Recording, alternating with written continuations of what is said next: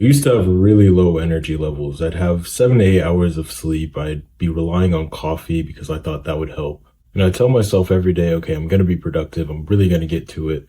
But midday, I just feel tired and sluggish, and I wasn't able to do the hard work that I knew I needed to do to progress. It wasn't just physical, it was mentally constraining because I knew that I was capable of more.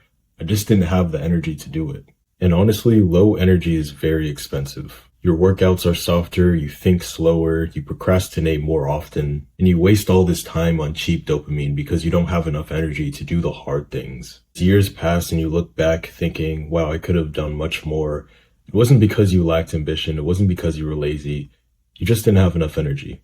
The problem for a lot of guys is not because they're lazy, it's that they have poor energy management. What a lot of people do is they try to fix their energy by using stimulants, whether this is like energy drinks or coffee, or just all of these different things like drugs essentially, in order to boost their energy. But if you've tried these routes for long enough, you realize that they aren't a good long-term solution. Energy is built from your physiology and your behavior. Things like getting good enough sleep, keeping your hormones in check, your nutrition, your discipline with dopamine, your cardiovascular capacity, all of these different things. You don't need more hype, you just need better systems, a better way to manage your energy. Energy isn't just something you have, it's something that you have to build. So firstly, I'd say, one, you absolutely need to make sure that you're getting the right amount of sleep. People stop at the advice, okay, just get 7 to 8 hours of sleep and, that's good enough. And while that certainly is something you should be doing, there's also other things, making sure that you're not stimulating yourself before sleep and making sure that the quality of your sleep is, matching up to the quantity of your sleep, because you can get 7, 8, 9 hours of sleep, but if the quality is trash, you're not going to get that energy and rejuvenation that you need. Things like waking up and going to sleep around the same time every single day, being in a dark room, not having any screens on, and not having especially that blue light on when you're about to go to sleep. Making sure you're not drinking an excessive amount of liquids that makes you wake up in the middle of the night, or eating a lot of food close to your bedtime that'll, while you're digesting, it just makes it harder for you to actually go to sleep. Your sleep is a non-negotiable because there are so many things, there's so many important things that happen during your sleep.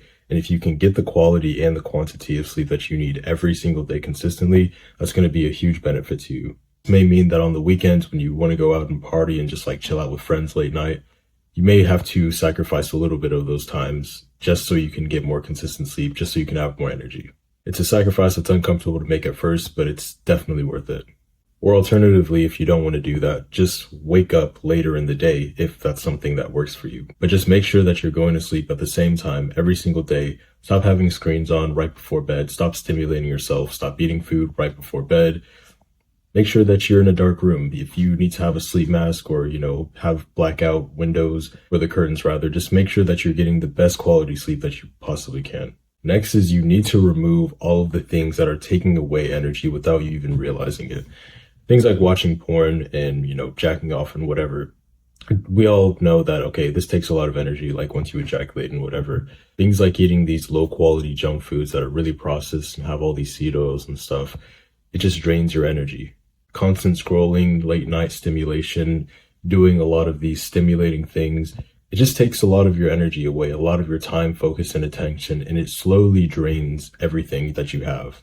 It spikes your dopamine and lowers your baseline. In the best case scenario, what I would do is just get rid of all of these things. But at the very least, if you can't do that, move it to later in the day. Move it to, in the afternoon when maybe you've got all of your stuff done. This is a huge productivity tactic as well.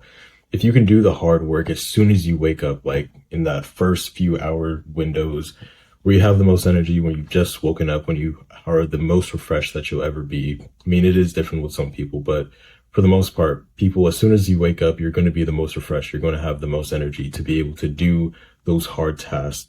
If you can just delay all of that, junk food and scrolling and, dopamine stimulating things to later in the day, again, not disrupting your sleep though, that's going to do wonders for you because it just won't hurt you as bad productivity wise and energy wise. And, after you go to sleep, you'll be refreshed for the next day. So you'll have that energy to do those hard, important things. And lastly, you need to train for energy. Basically, There's this part of our bodies, like these cells in our bodies called mitochondria. They're powerhouse of our cells. They're like what give us energy. If you can boost the health of your mitochondria, you're going to have more energy. One of the best things you can do to increase the health of your mitochondria that's absolutely free is do zone 2 cardio. So if you're in the gym and you're like pushing weights and whatever, and you thought that, hey, this may, give me more energy, but you kind of feel sluggish, like this is what I would do. I was fit. I was working out. I was doing all these things, but I still felt really low energy. Once you start adding in that zone 2 cardio, specifically zone 2, this is what's going to boost the health of your mitochondria. You're going to have a lot more energy, and it's one of the best things that you can do.